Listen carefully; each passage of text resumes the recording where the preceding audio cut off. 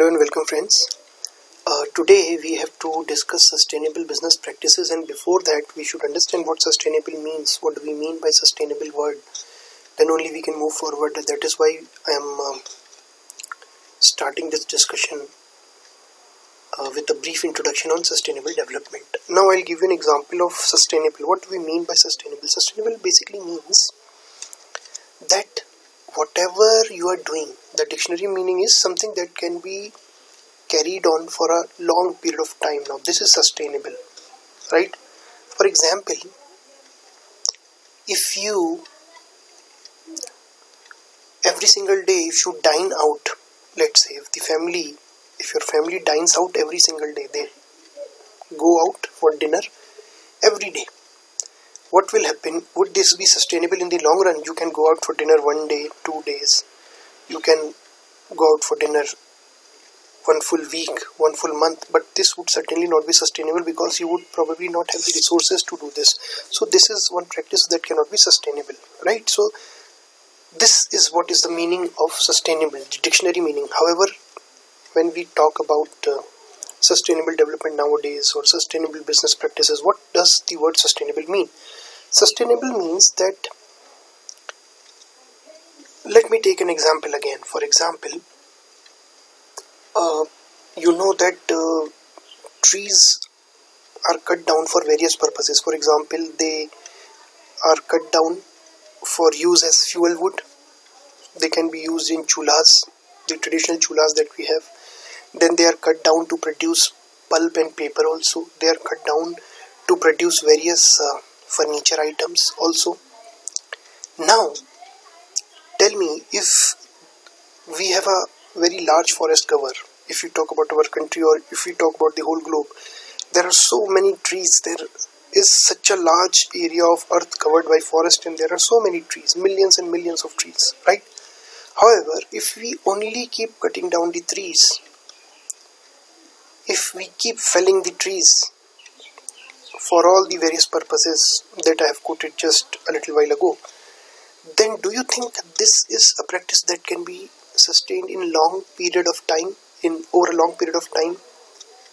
No, it would not be possible to sustain this practice over a longer period of time. The reason is that at one point of time, all the forest resources would be exhausted. So this is something that is not sustainable. On the other hand, let us say, if rather than using wood for purpose of cooking food, I look for some other option that I may have. Instead of cooking using the fuel wood, I start cooking using the LPG cylinder, for example.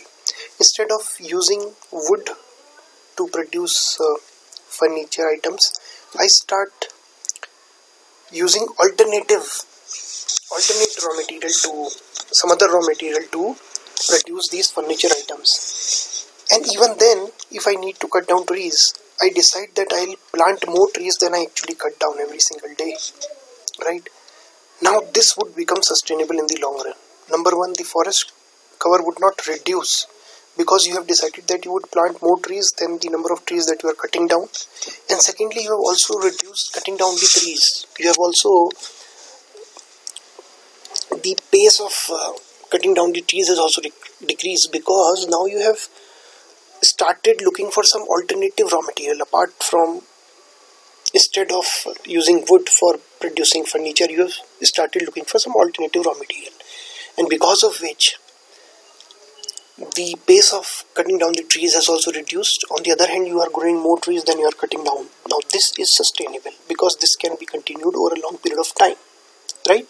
So this is what is sustainable. So now, if we adopt these kind of practices, the forest resources would be available for our use also, like they have been available for the use by our earlier generations also.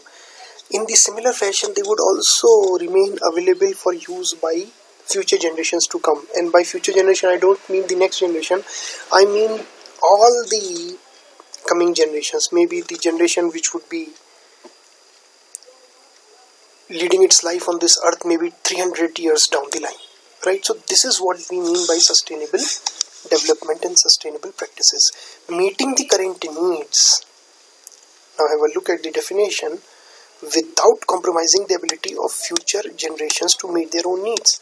So we are satisfying our requirement of wood in such a manner that the same resource, that the same wood, that the same trees, that the same forests are available for consumption by future generations also.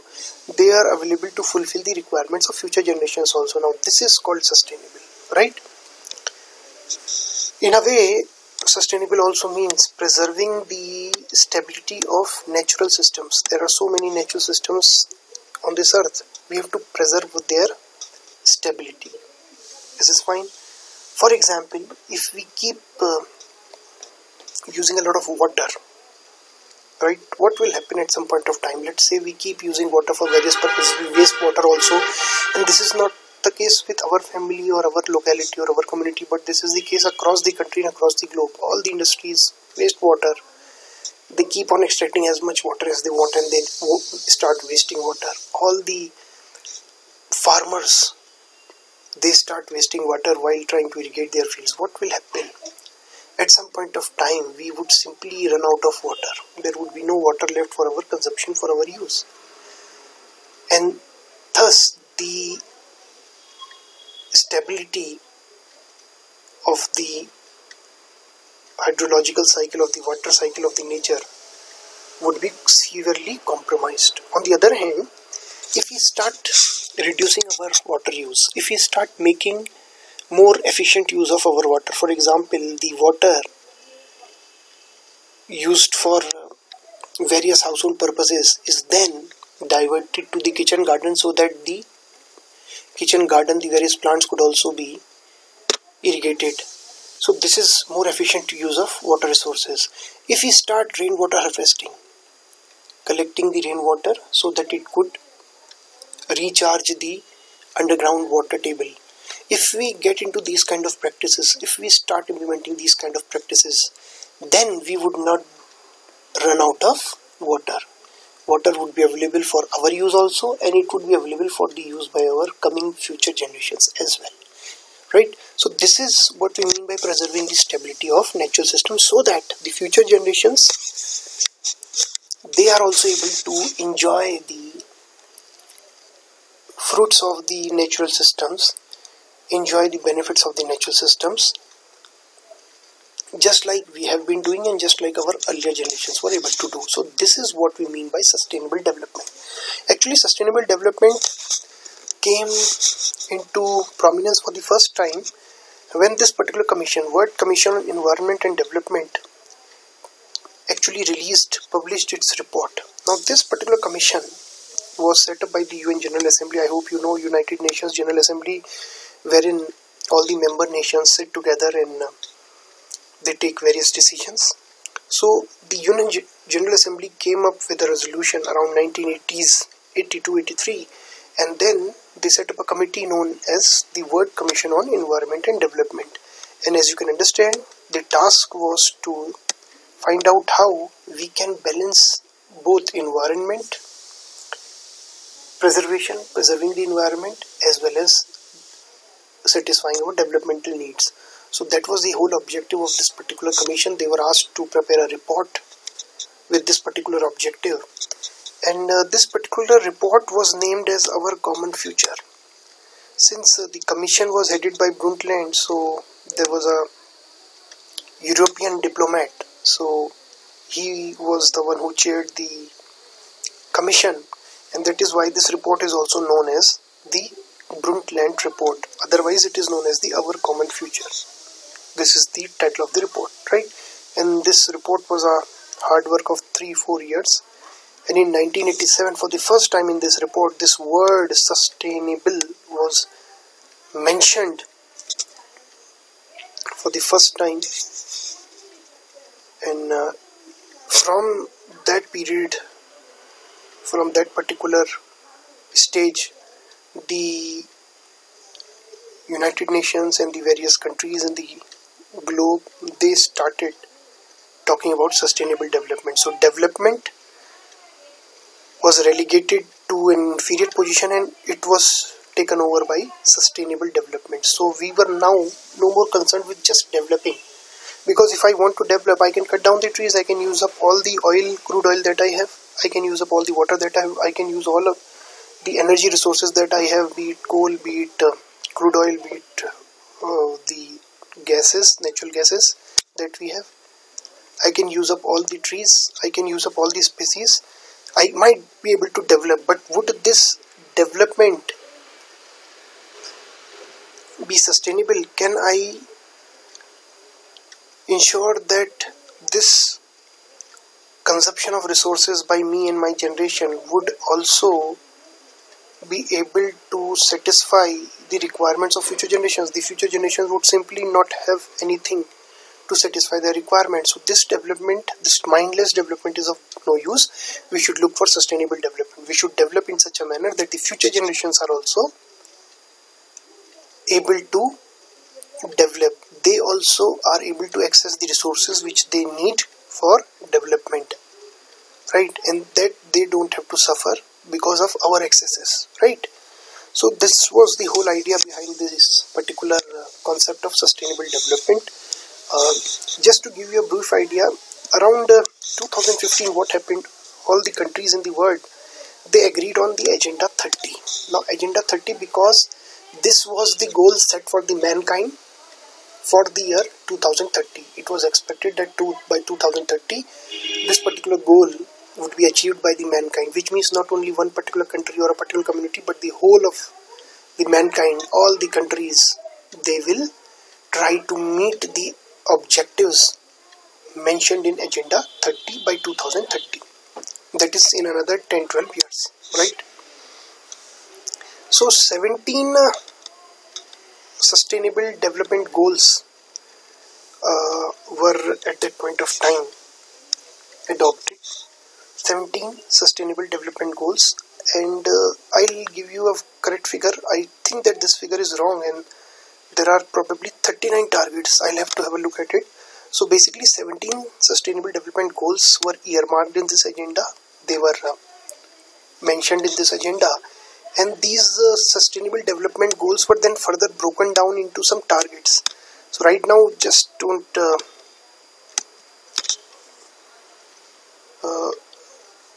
note this down, because this probably, I think, is a wrong figure, and it probably is 39 targets. So 17 sustainable development goals were basically broken down into some targets, right? And this particular agenda was adopted by the countries in 2015, and the idea was that in another 15 years, the countries would be able to achieve these sustainable development goals. And that was why the name of this particular agenda was Agenda 30, right? Now let us have a look at all these sustainable development goals. So I have put these sustainable development goals here. Now you can see here, there are 17 sustainable development goals here, and they actually, all of these figures, they refer to a particular goal here. Here on the right side, you may find just 15 or 16 goals. The reason is that I have clubbed up at times 2 goals into one, right? So don't get confused as to why these are not 17 in number. The reason is this, fine. Now, what were the goals? Just have a brief look at it. No poverty and zero hunger. Good health and well-being for all. Quality education. So we are talking about all the aspects. We are not just talking about poverty, or just not talking about nutrition and health. We are talking about all the aspects. Now have a look at this one. Now this is very important for us from the business perspective.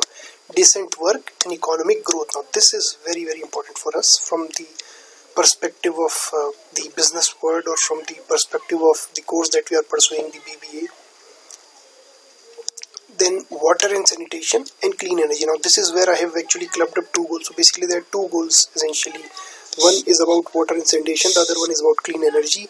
Then we have got reduce inequality. Now this is also important because I have talked about economic inequality. People earning different incomes, the standard of living is also very, very different because of this.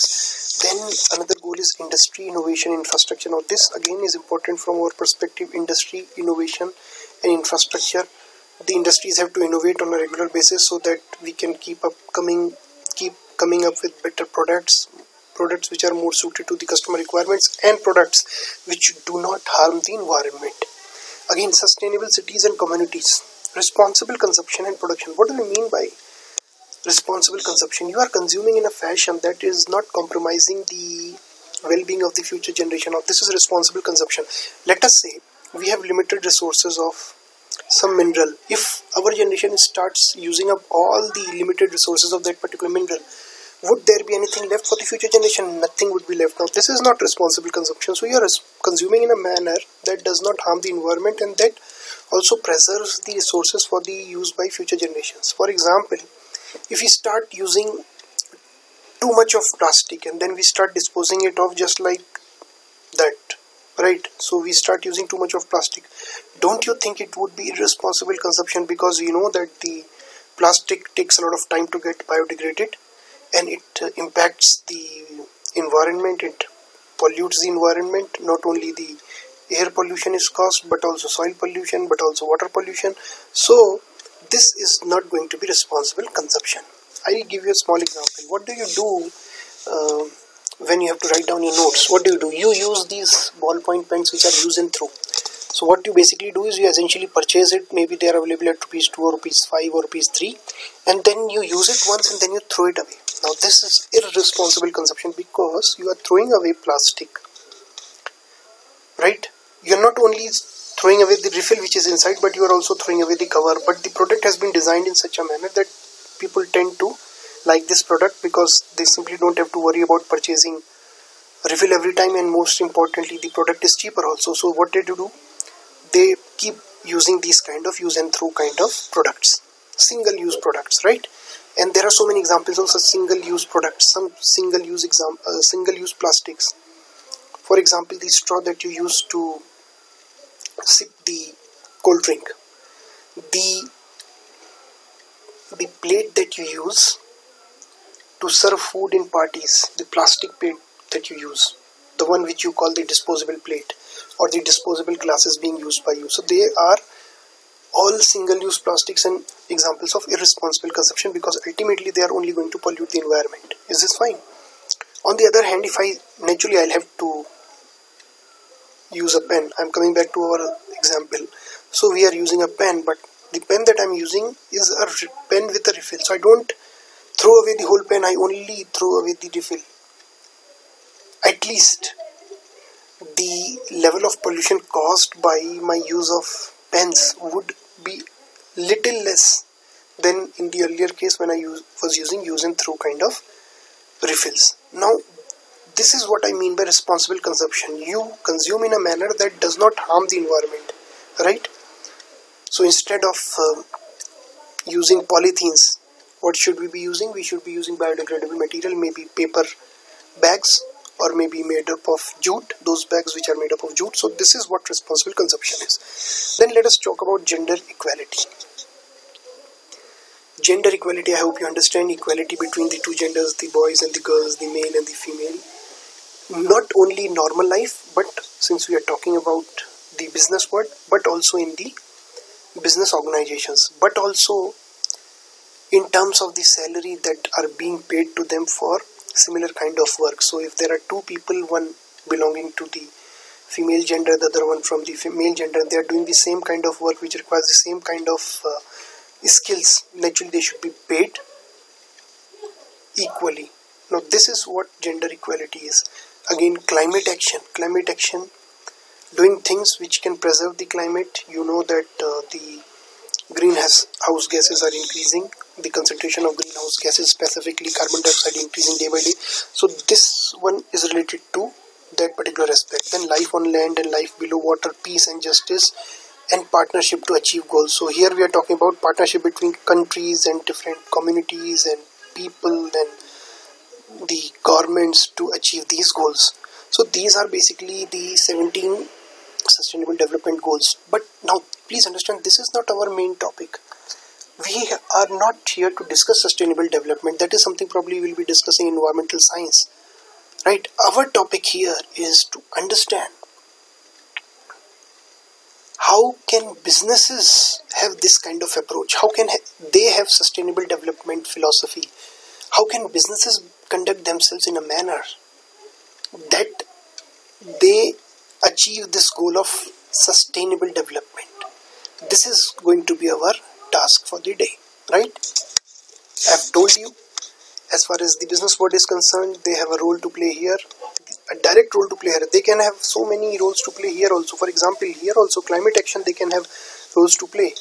You know about so many companies, for example, even Mahindra & Mahindra, they were probably the company which pioneered electrical vehicles here in India.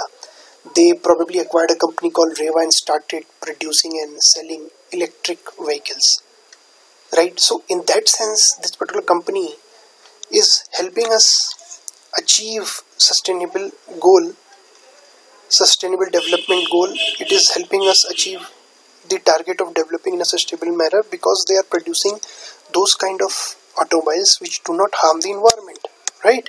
So I'm not saying that here I cannot, as a businessman or as a business professional, I cannot contribute to these goals. We can, for example, we can contribute to ensuring that the cities are sustainable. For example, very recently, a metro rail project has been awarded to the twin cities of Dehradun and Haridwar. So there would be a metro train which would be running between the two places, and the Rishikesh would also be part of this metro network. Now this kind of services would be certainly provided by some business firms, and the running of metro trains would make the cities more sustainable because there would be less pollution.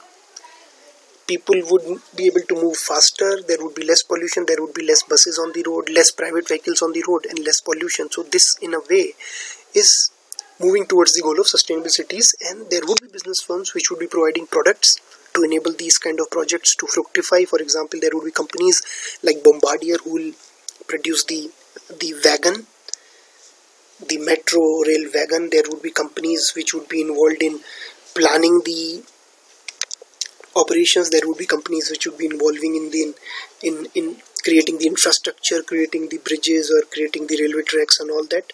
So there would be naturally role for private sector and role for businesses in almost all of these goals. However, we are going to specifically talk about those few aspects which have a direct bearing on business, in which the businesses can directly contribute. So these are the three aspects. Decent work, they can provide decent work to their employees, and they can ensure that there is no income inequality between people from two different genders and two different communities, and plus they can incentivize new breakthroughs, new scientific breakthroughs, new research and development, new innovations, so that more sustainable products can be developed, right? So these are the areas where the businesses will have a more direct role to play. So I'm going to take one example straight away, and I'm skipping this example and I'm moving on to LG's example. Now LG, you know, is a company from Korea, right? South Korea, Lucky Gold Star. Now the LG washing machine is the product that I'm talking about, and I told you a little while ago that the various companies have a role in ensuring that the innovation is such that assists the communities in moving towards the goal of sustainable development. And now this is an example that I will take up. LG basically came up with an option of eco wash in its washing machine that it is selling here in Indian markets. What do we mean by eco wash? Eco, they have actually used this word eco. Basically they have used it as a shortened form of economic. And what do we mean by economic here?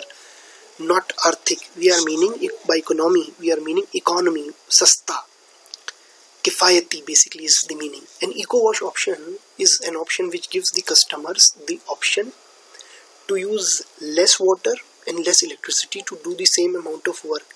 So if they go for eco wash option, what will happen? There would be a slight decrement in the quality of wash. However, this would be a very, very efficient option in terms of the electricity that would be consumed and in terms of the amount of water that is required. Is this okay? So this is the kind of innovation which can help us move towards the goal of sustainable development, and this is what LG has been doing, and this is again an example of sustainable business practice. Why? Because they are coming up with products which are taking care of water consumption, which are ensuring that electricity is not consume too much because we have limited resources to generate electricity as far as coal is concerned, or as far as coal-based electricity is concerned. So they have come up with products which use less amount of water. Again, water is a limited commodity, so these products use less amount of water as well as less amount of electricity. Now this is an example of innovation, making the business more sustainable and providing sustainable products to the customers, providing options for sustainable consumption by the customers, right? Now let's move back to the first example. SBI, what does State Bank of India do? Now this again is a sustainable business practice. They fund renewable energy projects and affordable housing. Now what do we mean by renewable energy projects? I hope you know. Just now I talked about the coal-based thermal power plants and coal-based energy that we generally have in our homes. Around 60% of our energy production is basically done using coal. Coal is heated up, it produces when it gets heated up, it produces energy which is then used to convert water into steam, and steam is used to run turbines. However, this is a polluting source of energy, plus it is also limited. We do not have unlimited quantities of coal here in our country, or let's say in the globe. Now the alternative is to go for renewable energy, for example solar energy, which is unlimited. It could be the wind energy, it could be the energy, the heat energy trapped inside the earth, which is known as the geothermal energy, right? For example, it could be the biomass energy, converting the gobar gas into maybe methane for use in kitchens. So these are renewable energy products, and SBI has done what? SBI has started focusing on funding these kind of renewable energy projects and affordable housing. Now what do we mean affordable housing? Affordable means for which the customer can easily pay. They are not very costly. So these are small houses which are not very costly. They don't require a lot of investment. So this is what affordable housing is. And the SBI is doing what? They are funding those projects by those firms which are engaged in these kind of sectors of the economy, which are producing these kind of products, or which are offering these kind of services and solutions to the customer. They are running renewable energy projects and they are also providing affordable housing. So these kind of firms are being provided credit by the State Bank of India at much relaxed conditions, with much relaxed conditions than otherwise, right? So this is again a sustainable business practice on part of SBI, because ultimately what they are doing is they are incentivizing those companies which are coming up with renewable energy projects. In a way, they are incentivizing more and more production of renewable energies. In a way, more production of renewable energy would lead to less pollution and a more sustainable development. Is this fine? So this is how this particular practice by SBI is also sustainable. Again, ITC, I hope you know about ITC. ITC started as a company which used to sell tobacco and tobacco products, and it's a very, very old company. But then soon they realized that this is not going to work out for them for a long period of time. And I have discussed this example when I was talking about the whole process of environmental analysis, right? Environment scanning and analysis and monitoring I was talking about. So I have discussed this. So ITC, what did they do? They understood that after some time, maybe people would become more health conscious. There would be more regulation on selling of tobacco and tobacco products. So what did they do? They started diversifying their business. They started manufacturing FMCG products. They went into agri retail, wherein they used to sell agri commodities to the farming community, and wherein they used to procure raw material from the farming community. And you know that ITC has been selling the Yippee brand of noodles, and they also entered the paper and pulp sector, stationery sector basically. So they started coming up with stationery items, and you can see these kind of stationery items. For example, Classmate brand of stationery items is an ITC product basically, right? Now, when you have to produce stationery items, when you have to produce papers, you have to basically cut down trees, because from trees you get pulp, from which you get paper. So pulp converts to paper, and pulp is obtained from trees. Now what could ITC have done to make it a sustainable business practice? They started doing what? They started going for these kind of farm plantations. So basically by doing this, they are compensating for the trees which they are cutting down to produce stationery items. So they are encouraging farm plantations. So they are encouraging, now this is a farm, for example, this is an agricultural field. They are incentivizing the growing of trees on the boundaries of this farm, right, along with the crop. So on the boundaries of the field, these trees are growing, and this is being incentivized by ITC, and they pay the farmers to do this, and they also provide seeds to them, and they provide other assistance to them. So in a way they are trying to compensate for the trees that they are cutting down to produce paper. Is this understood? Now this is a sustainable business practice, because you are not only consuming the resource, but you are also involved in regeneration of the resource. You are not simply consuming the trees, but you are also involved in regeneration of trees, so that you can continue your business till eternity, and plus the environment is also not impacted, right? Now let us talk about Maruti Suzuki. What Maruti Suzuki has been doing. I've only taken up a few examples. So Maruti Suzuki, number one, zero wastewater discharge. Now what is a wastewater?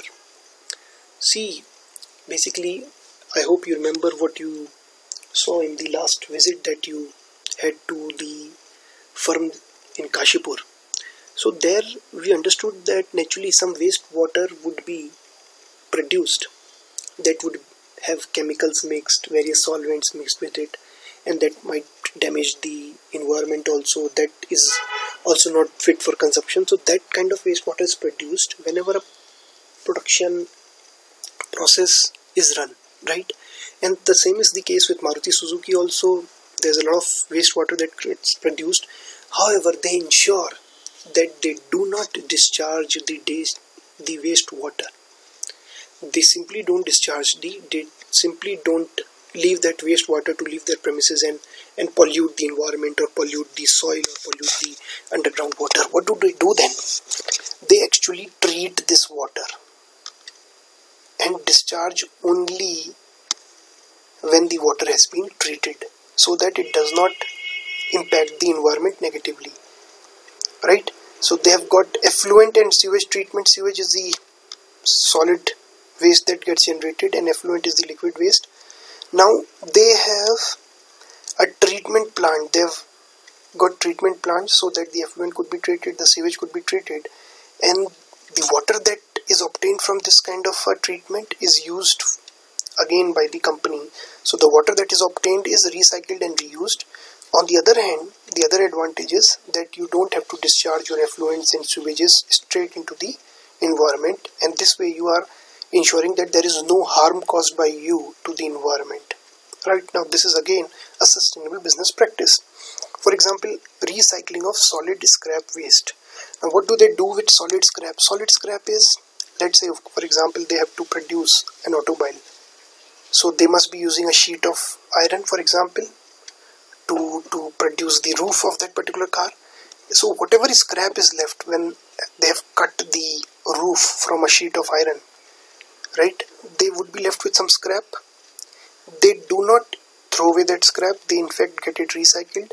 How do they recycle it? They actually sell it to the scrap dealers. So in that sense, they are not allowing the scrap to again damage the environment. Now this is what we mean by the sustainable business practices, and this is what Maruti Suzuki has been doing. Now let's talk about Parle. What Parle has been doing. Have a look at this particular picture. What I'm trying to tell you is basically this is a picture which is actually pointing to the fact that we should be recycling the items used by us. And they have done what? They have started using 100% recyclable material in their bottles. You know that the Parle bottles would generally be plastic bottles, and they would be used to store the various beverages that they produce, the non-alcoholic beverages that they produce, right? For example, if I'm not wrong, Parle Fruity is one such beverage. So what they've done now is, because they've understood that the plastic bottles might cause a problem to the environment, what they've done now is they have started manufacturing these bottles using 100% recycled material. What does this mean? This means that once the beverage has been consumed, the plastic bottle does not need to be thrown away because it can be recycled. So people don't need to, they are not forced to throw away the recycled bottle. They are not forced to throw away the plastic bottle, sorry. They have to basically get it recycled because now the material is such that can be recycled. So these plastic bottles are not going to impact the environment because they will be picked up for purpose of recycling. Is this okay? Now this again is an example of sustainable business practice. Again, as far as this BPCL is concerned, now this is a government PSU, and I have talked about this particular example just because I wanted to let you know that sustainable business practices is not limited to private organizations only or maybe multinationals only, but this is an approach that is being adopted by public sector organizations as well. For example, BPCL. Now BPCL has got a health, safety, security, environment management system right since 2007. So they've got this system which takes care of the health of the workers, safety of the workers, security of the plant and the workers, and most importantly for us, the environment also. So they are basically concerned with ensuring that the environment is not damaged because of their operations, because of their processes. Now this is something that is important for us, and this is what makes their business practices more sustainable. Is this okay? Right. Before closing this particular discussion, I'm just reminded of another example by PepsiCo. What PepsiCo have been trying to do, please understand. PepsiCo, I hope you know that they bring these carbonated beverages to market, plus there are the various ready-to-eat kind of products. For example, the chips that they bring into market, the Frito-Lays or the Lay's brand of chips that they bring into the market. Now please understand, whenever they have to produce the cold drink or the carbonated beverage that they sell in the market, they have to draw out water from the environment. They have to draw out water from their locality. They have to draw out water from their vicinity. Now if they keep drawing out water every single time, at some point of time it is going to be difficult for them to survive, because the groundwater table, that is the level at which water is available inside under the ground, that will reduce because they are drawing out water every single day and in huge quantities. Now this reduction in groundwater table would make it first thing difficult for them to draw out more water, because now they will have to dig deeper. Likewise, it would be a problem for those who are residing in the nearby communities, because since the groundwater has receded, the groundwater table has gone down, has gone to greater depths, they will be finding it difficult to use groundwater by digging up wells. They will simply find it difficult to fulfill their water requirements just because PepsiCo has been using up a very large quantity of this groundwater, right? And PepsiCo realized this, and PepsiCo understood that this is not going to work out like this. So now what they have done and what they are planning to do is they are planning to use technology so their net extraction of water reduces to zero, which means they would keep extracting water because they have to produce their beverages, so they would keep, but the net extraction would be zero. How? They would keep a track of how much water they are actually providing back to the nature. And how do they provide water back to the nature? By doing rainwater harvesting. So they have created a structure in so many places, so they harvest the rainwater and they try to then inject it back into the earth, so that whatever they are drawing out, whatever quantity they are drawing out, they are able to compensate for that quantity, and that is why it is known as zero water use. Zero water use means you are returning the amount of water that you have used. So net use of water is zero, simply zero. Now this is what PepsiCo has been doing, which is again an example of sustainable business practice. Now again, as I told you in the earlier sessions also, the task for you would be to look for your own examples. Discuss your own examples. Copying these examples which I have discussed today is not going to fetch you marks. You will have to be ready with your own examples, right? So please keep reading the newspapers. Please keep reading business news. You can also browse the websites of various prominent firms, because all of them most of them would probably have sustainable business practices in their organizations, right? So thank you very much for your time.